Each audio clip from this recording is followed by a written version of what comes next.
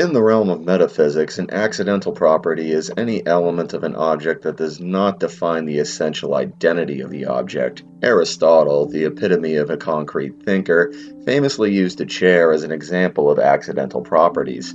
As Aristotle put it, a chair being made out of metal or wood does not alter its specified function. It retains its chairness, regardless of whether it's composed of plastic, wicker, stone, fiberglass, or saltwater taffy.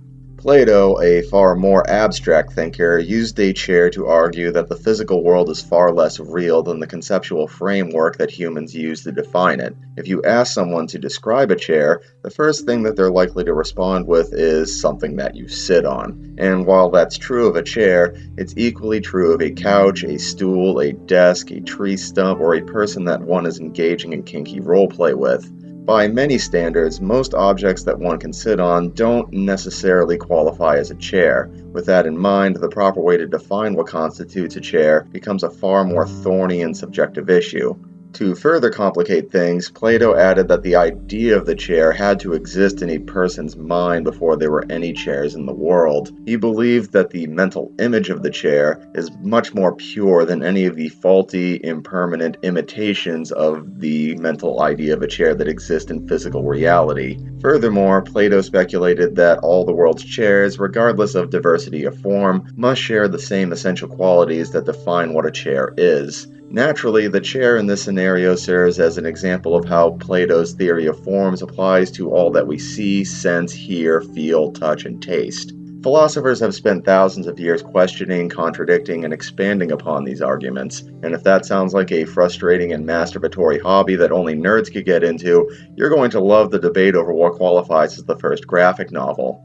Like the chair, defining what constitutes a graphic novel, or comics really, can get more labyrinthine than it appears at first blush. A graphic novel is usually defined as a book-length comic, but that could mean a bunch of things. While comics are often perceived as a storytelling device where sequential panels of images and word balloons are presented to the reader, my prior videos have already touched upon how many of these elements are not essential components to what makes up a comic. Those word balloons could be argued as an accidental property and not an essential one. So could the presence of sequential panels. Hell, even having a coherent story isn't necessarily an essential quality of a comic. So, what are the essential properties of what makes up a comic? And once we nail those down, how long does the work have to be in order to be perceived as a graphic novel and not a comic book? This will likely come off as a cop-out, but my ruling is that this largely comes down to the eye of the beholder. Depending on one's perspective, there are a number of contenders for first graphic novel.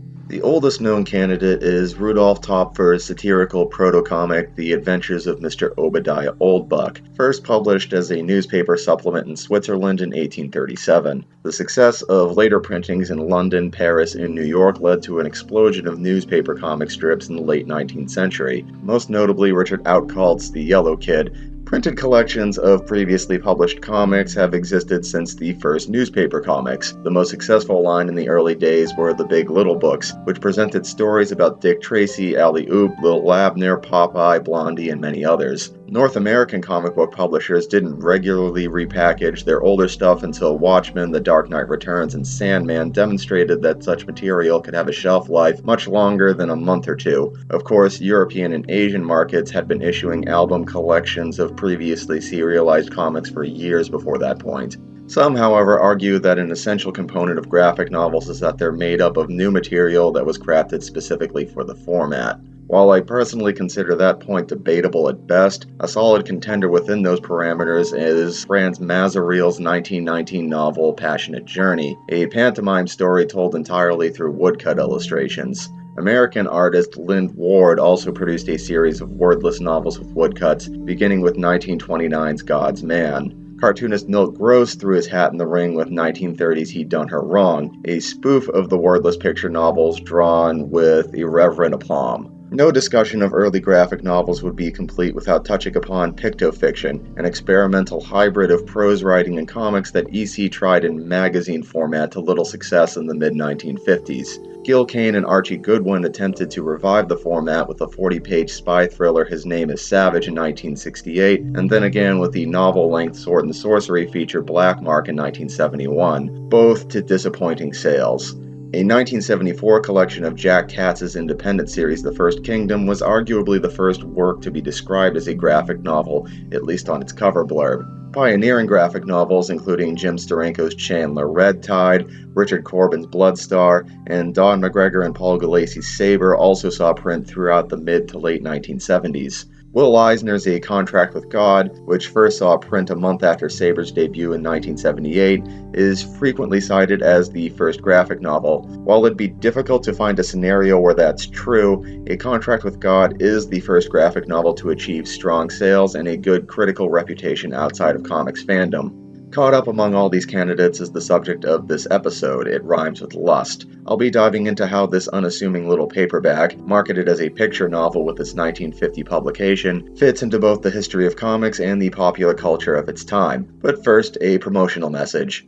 I produce poetry comics, an ongoing web series where I adapt classic verse into the comics medium. I also, on occasion, compose original poetry comics as well as abstract material and short fiction. You can read my stuff by visiting Poetry Comics' hubs on Instagram or Facebook. If you'd like to support me further, I'd deeply appreciate it if you bought a copy of the first Poetry Comics graphic novel collection. It was published by Source Point Press in March of 2020, so it wasn't exactly a great time for an unknown indie creator to make their debut, and I could use a hand here. Links to all that stuff is in the down there part.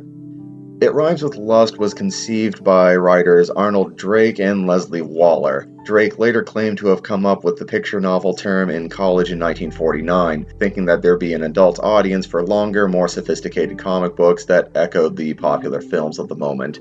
He and Waller convinced St. John's Publications to use It Rhymes with Lust as a launch title in a series of mass-market digests capitalizing on the post-war paperback boom led by Mickey Spillane, Raymond Chandler, Dashiell Hammett, and Earl Stanley Gardner. Like the work produced by those writers and their many imitators, It Rhymes with Lust is a lowbrow potboiler focused on sex, murder, political corruption, and the weakness of human resolve. Its protagonist, Hal Weber, is a failed journalist whose youthful idealism has been ground down by alcoholism and the faithless love of his former sweetheart, Rust Masson. You get it? You get what the title is doing? Rust, who had left Hal for the mining magnate Buck Masson, calls Hal back into Copper City after her husband dies. She's looking to take over her late husband's business ventures and his political machine, and uses her sexual wiles to manipulate Hal into becoming a pawn in her schemes. She'd like Hal to become the editor of the Copper City Express, a crusading newspaper that she secretly owns. While there, Hal is to expose the criminality of Rust's business rival Marcus Jeffers, and also to sweep her own extra-legal indiscretions under the rug.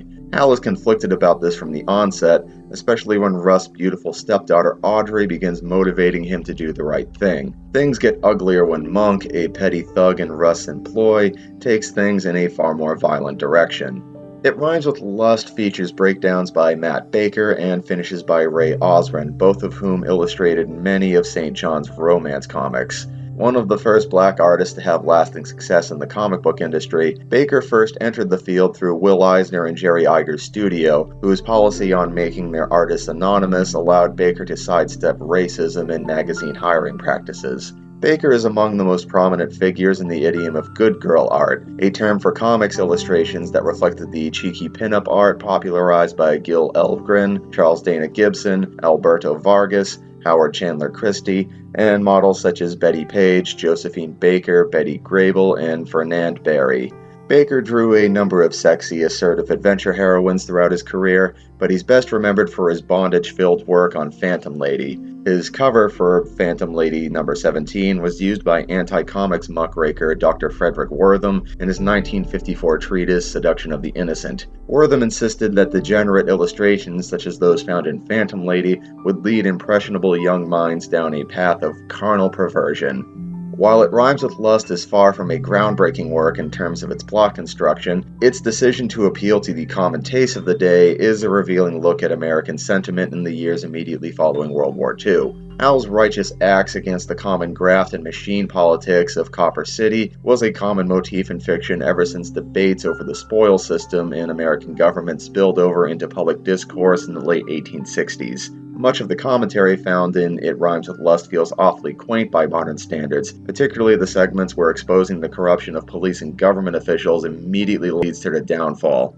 It Rhymes with Lust may make gestures to the cynicism of film noir, but it still maintains that, aside from a few bad apples, the status quo is equitable and will revert back to justice without serious systemic change as soon as Rust, Monk, and Jeffers get what's coming to them.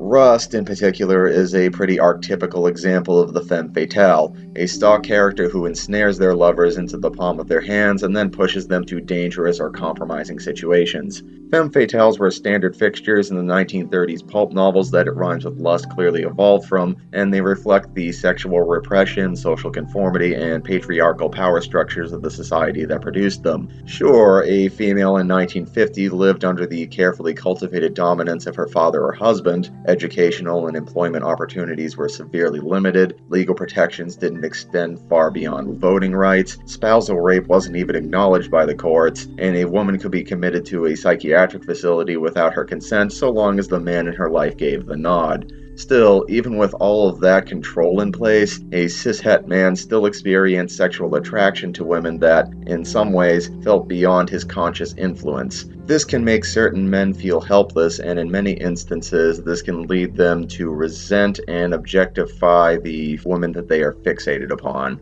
As such, we have the femme fatale, a creature that deliberately uses sex as a weapon to seduce the innocent, consolidate power, and upset the natural order of things. These women aren't like Audrey, a sweet, virginal young girl who enjoys the simple pleasures of the country cottage and the honest virtues that come with that lifestyle. She may have benefited from her father's dirty money, something that It Rhymes with Lust barely comments upon, but the important thing is that she knows her place.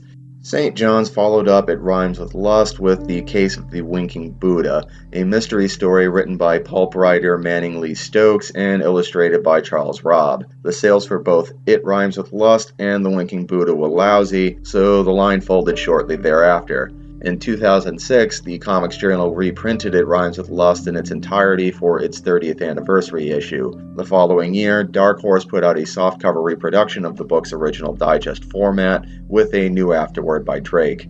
After It Rhymes with Lust, Arnold Drake began writing for DC Comics, co-creating Deadman and the Doom Patrol during his tenure. After shorter stints at Marvel, Western, and Dell, Drake began writing for movies and musical theater. He also did a lot of volunteer work for veterans associations, most notably spending 17 years with various VA hospitals and 7 years chairing the Veterans Bedside Network, an organization where showbiz lifers teach acting and singing to hospitalized veterans. Leslie Waller became a prose novelist, and he ultimately became a go-to writer for movie novelizations. Among many others, he penned the book versions of Dog Day Afternoon and Close Encounters of the Third Kind. Matt Baker, sadly, died of a sudden heart attack in 1959 at the age of 37. Ray Osrin eventually escaped the comics ghetto and became a respected editorial cartoonist for the Cleveland Plain Dealer, a position he held for over 30 years. So, how does It Rhymes with Lust fare in the debate over the first graphic novel?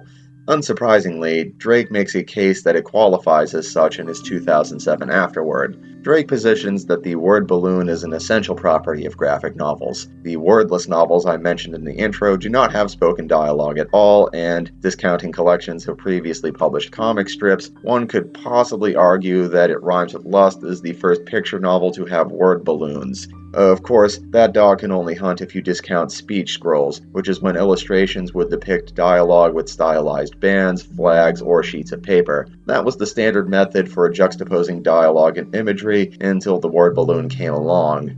To me, that sounds like an awful lot of qualifiers, and at the end of the day, I'll reiterate that one's verdict on the matter is, like many other things, something that reveals more about the speaker than the subject they're discussing. I consider word balloons to be an accidental property of comics and not an essential one. As such, I have no issue with referring to most of the works I mentioned in the intro as graphic novels. Of course, others would dispute my findings, and Plato, if he is currently sitting on some plane beyond our perception, would smile at this. Regardless, It Rhymes with Lust blazed a trail that many others would follow in the ensuing decades. Some have tried to appeal to the broad taste of the public, while others entertained far more literary ambitions, but they all share a common ancestor in this attempt to bring mid-20th century noir fiction to comics with all its trashy, hard-boiled darkness intact. Thanks for watching this video. This is the part where I ask you to like, subscribe, and hit the bell for updates. All of that would really help my work reach the eyes of those who might be interested in it. On that note, please take a look at my own comics on the social media feed of your choice. If you have a little spending money to throw at comics, maybe consider grabbing a copy of the Poetry Comics graphic novel. And if nothing else, I hope I'll see you for the next video in a few weeks.